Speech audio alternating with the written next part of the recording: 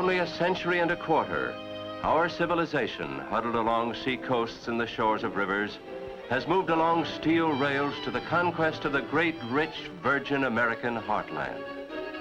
Rails carried the tools to carve a new empire, richer and more powerful than any history has known. And rails brought the hard-handed, dream-driven men to create the new cities. Chicago, Cincinnati, St. Louis, Omaha, Denver, Birmingham, Kansas City, Memphis. From the great marshalling yards of the subcontinent, the trains go forth weaving a network of parallel rails, 4 feet 8.5 inches apart and 250,000 miles long. The story of American railroads is the story of American growth. On July 4th, 1828, on the 52nd birthday of the United States, work began on the first American public railroad.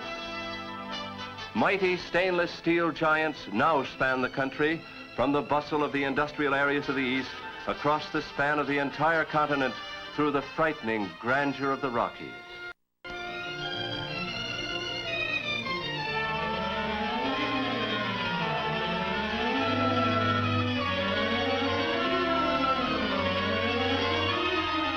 In minutes, passengers go comfortably through mountains it took many men, many painful years to pierce. And the toil and genius which penetrated the rocky spine of the continent brought the two oceans closer together and made of the land lying between one country.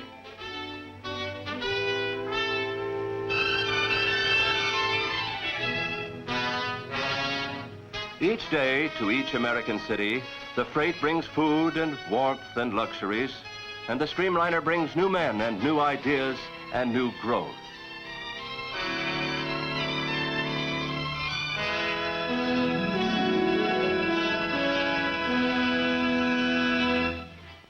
A train is a machine. It is made by men in factories. In the factories, problems are solved. But a solution means only that the next problem must be tackled as part of an unrelenting effort at improvement. The biggest problem on the first train was sealing the cylinders of the locomotive to keep in enough steam to drive the pistons. Now it's streamlining and better engineering for more speed, vista domes for a full view, more efficiency, more power, more comfort. Each year a train must do more and do it better.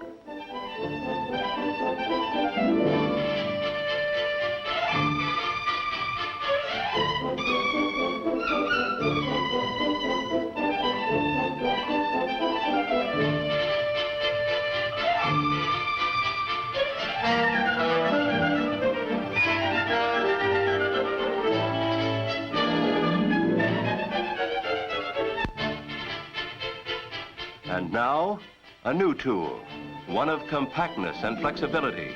A car of stainless steel which is its own train, carrying its own power, self-contained.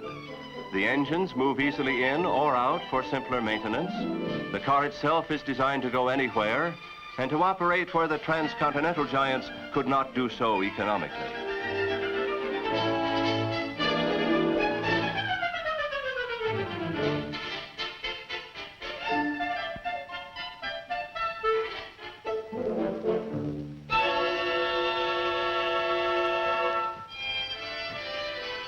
Spur lines abandoned because of the pressure of economics have reopened.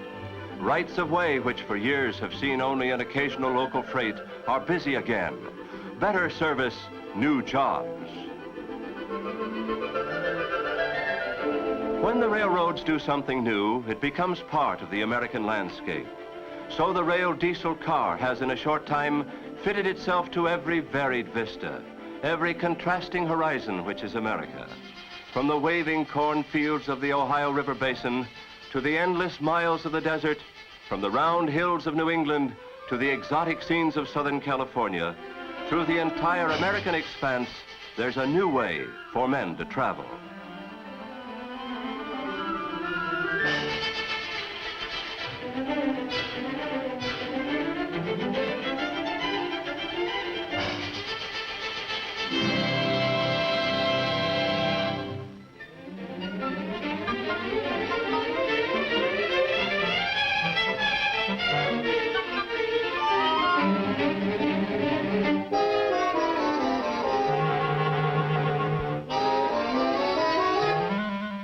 The new and the old.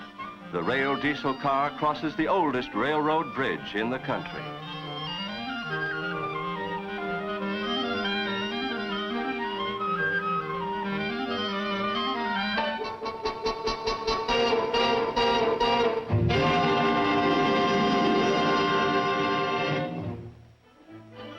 The New Haven has a line to Woods Hole, Massachusetts, where the Marine Biology Laboratory is, and where the ferry comes in from Nantucket and Martha's Vineyard.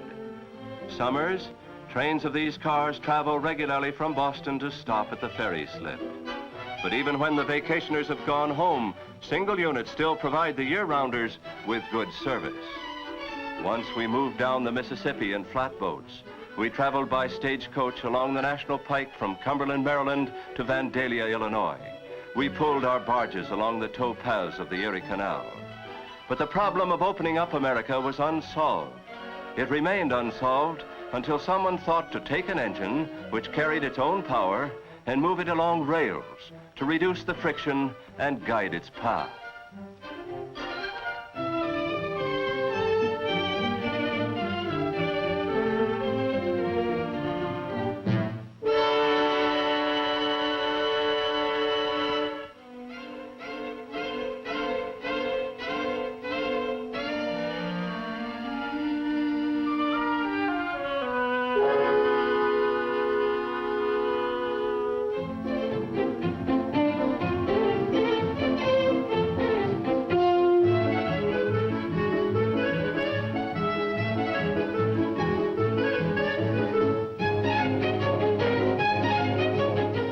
Down among the piney sand dunes of South Jersey, between the surf of the Atlantic Ocean and the still waters of Delaware Bay, the Pennsylvania Reading Seashore runs a 3-car unit into Tuckahoe.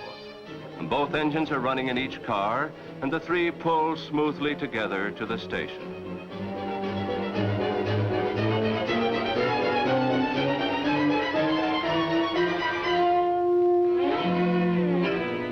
The train is split without endless backing and switching.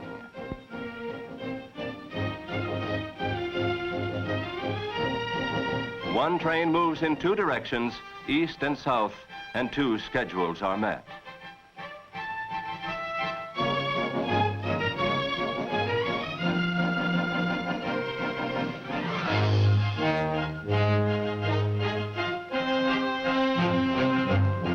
When railroading was younger, spurs shot out from the main line in every direction, moving through the back country to small towns which depended on them for economic life.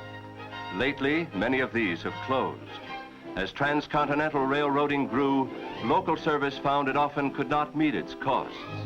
Now many of these abandoned spurs have been reopened, new veins in the economic bloodstream.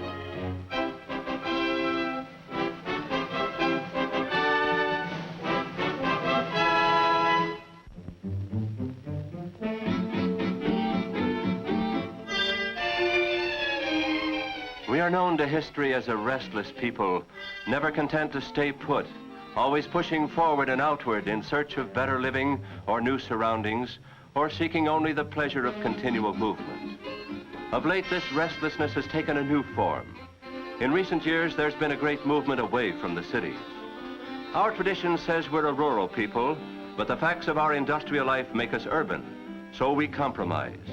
Whoever can moves out to the country while continuing to work in the city. Thus, the great American phenomenon, the commuter, leaving the city from work every evening in search of his private little bit of green. Up early every morning to travel the long way back to the city again and the place where he earns his living. Oh yes, we say, but it's worth the inconvenience. And then, not being a terribly logical people, we turn around and demand that there be no inconvenience. We demand more speed, more trains, more comfort and safety, which the railroads must provide, or else. And the railroads often do provide. They have long learned it is better to keep their passengers happy than to lose them.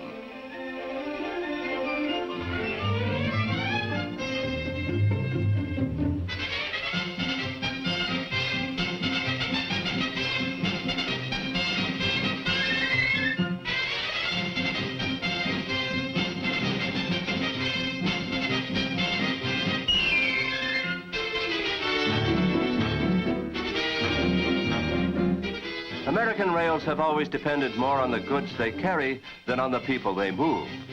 Even the passenger trains have always reserved important space for express shipments and the mail.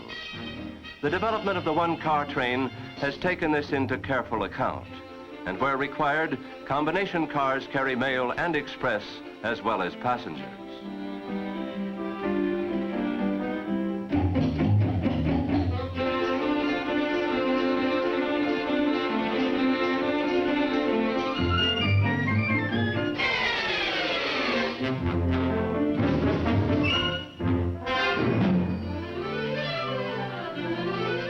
This is Utah. Not far from here is Promontory Point, where the East first met the West by rail.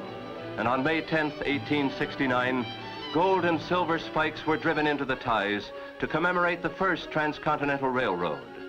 But history always builds its shrines and abandons them. The trains no longer go through Promontory, but cut right across the Great Salt Lake. The tracks with the gold and silver spikes have been torn up. History is fine, but only the new pays off. Today's problem must be solved with today's tools.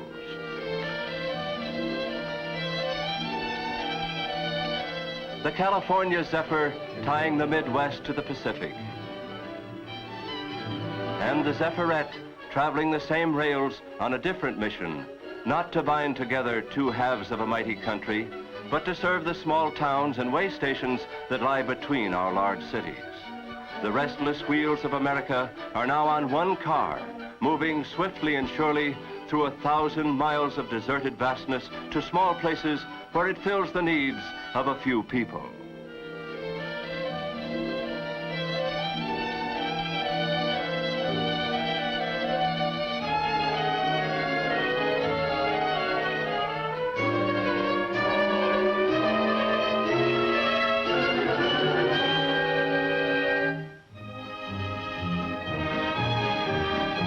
America is growth and movement, striving and expansion. Its rails are its symbol, providing paths for its wandering, unifying its diversities. But even a symbol must adapt.